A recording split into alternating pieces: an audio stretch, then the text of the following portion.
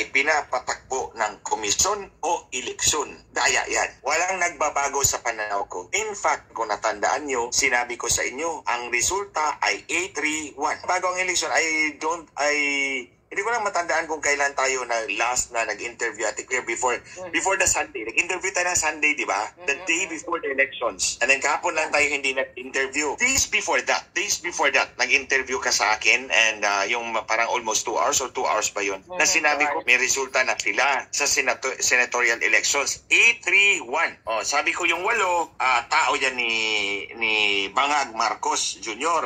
Yung 3 kay President Duterte, yung isa si Jaime. And exactly, yung resulta is 6 ang alyansa plus 2 dilawan, di ba? Unexpected yung number 2. Mga kababayan, hindi ko expected yung number 2 dyan sa tali. So 6 sa alyansa, declare, mga kababayan, 6 sa alyansa plus 2 sa dilaw na may nilaglag yung iba, yung 5 ni Lisa Marcos. Tapos pinatlo kay PRRD plus kay Jaime. O di tama yung sabi ko. Wala naman po ako bukas. Present natin ito.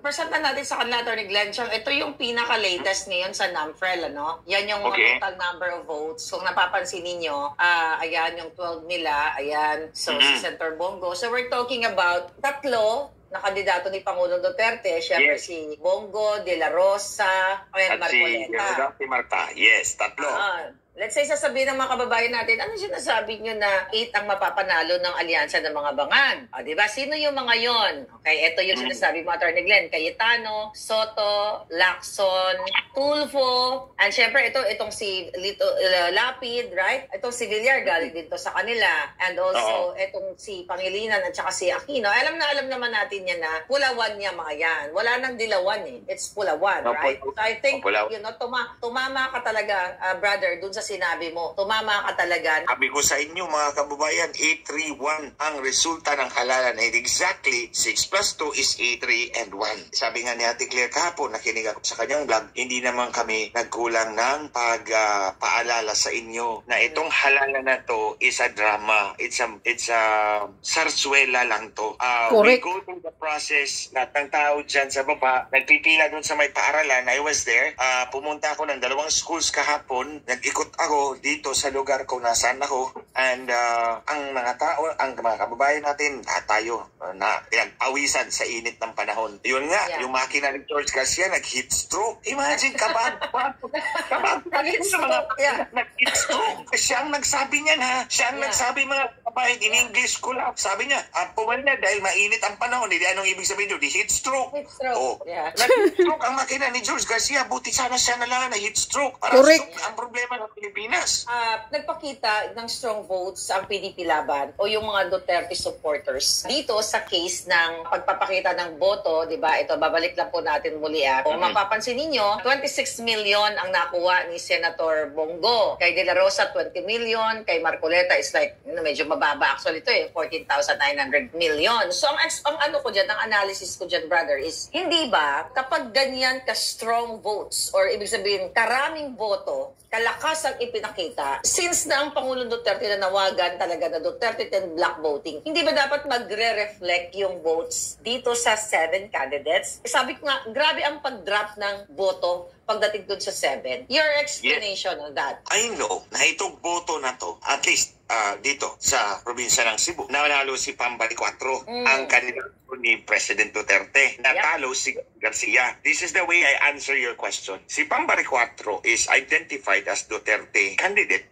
In fact, pumunta dito si Inday Sara. And then si Gwen Garcia is well identified with Marcos kasi yung anak niya, ang son-in-law, congressman, kaalyado nga ni Marcos, and secretary ni Kontukawa, anak ni Gwen Garcia. So very well identified. Alam ko naman na walang kakayahan si Pam na magbayad ng mga botante. Alam ko yan, na walang kakayahan si Pam na magbayad sa mga botante dito sa Cebu. And that's more than 1 million voters. Almost 2 million. Ito yung sinasabi ko sa inyo mga kababayan, ibuhos natin ang boto. And I believe the people heard that exhortation natin na ibuhos natin ang boto sa mga kandidato ni President Duterte. Para kung madaya man, at least hindi malaglag ng lubusan. Pero ito, nilubos talaga nila yung daya nila. Now, in the case of Pambari 4, lumamang siya ng 300,000 votes over Gwen Garcia. Actually, kanina, nag-usap kami, sinabi ko sa kanya, pre-no-claim ka na ba? Hindi pa raw. Sabi ko, hindi. Magano ka na? Ipilit mo na dyan na iproklama ka na. Kasi baka mahaba pa, maka-magic pa yung kalaban. Sabi ko, yan ang nangyari sa akin ng 2010. Na-magic laban at the last minute. So kung ako sa'yo, ikikiit mo na dyan. So sabi ko sa kanya, Gob, sabihin mo na si Glenn Chong nagsabi sa'yo, oy, sabi ni Glenn Chong dyan, iproklaman nyo na raw ako. Mga about 5 or 10 minutes later, naproklama na siya. And I'm very happy. Congratulations to Pam. I'm very happy for her. At least yung pagkapanalo ni Pam did justice to Doc Gwen, di ba? Doc Gwen, Burden. Rowena Burden. Rowena Burden, Burden. Gwen Burden, naalala. In December 15 yata yun, 2023. After it was released from her arrest. And hindi ko makalimutan si Dr. Gwen, Dr. Rowena Wen. Because ako nito ng pagkampanya dito sa Cebu Province nung kumandidato ako noong 2019. This is how I see it. It's a protest vote of the people doon sa treatment ni Marcos kay President Duterte. So, ramdam nila yan. Kasi nga, Ate Claire, mga kababayan, kahit yung nanay ko, she doesn't care about politics. Then, nung nakita niya yung ginawa nila kay President Duterte, nagalit actually yung nanay ko. Ang sabi ng nanay ko, nyo ba yan kukulitahin si Marcos?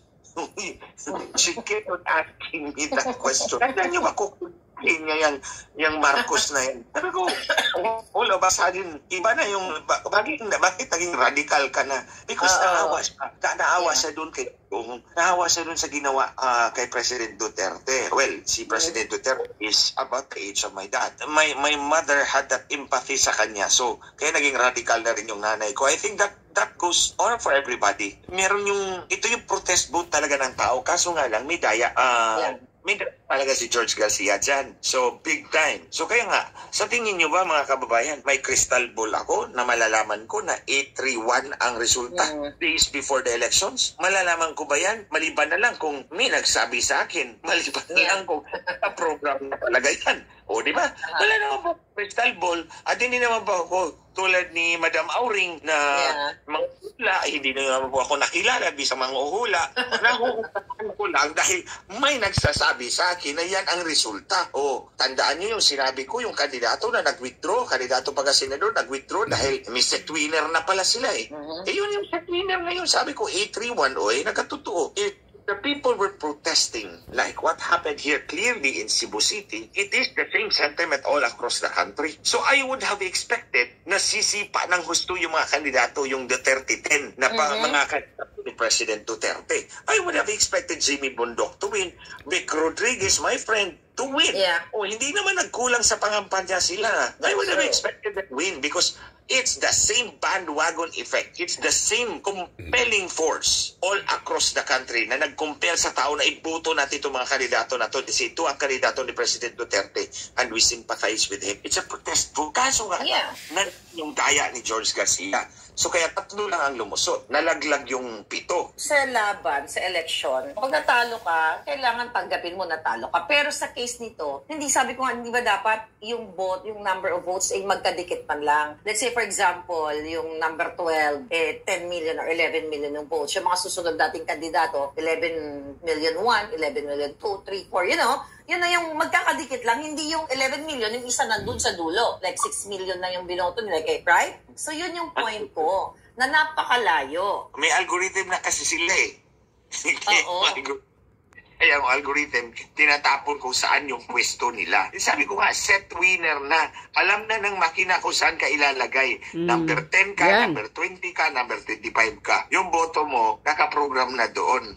Example ha, ito mga kababayan, this happened to me in 2019. Ulitin ko to, nasabi ko na to dati, pero ulitin ko to sa inyo. Biro mo, sa munisipyo dito sa Camarines Sur, may munisipyo dyan na kung ano ang numero ng clustered precinct, yun ang boto ko. I remember that. Precinct number 31. 31 ang boto ko. Sa kabilang dako, clustered precinct number 32. 32 ang boto ko.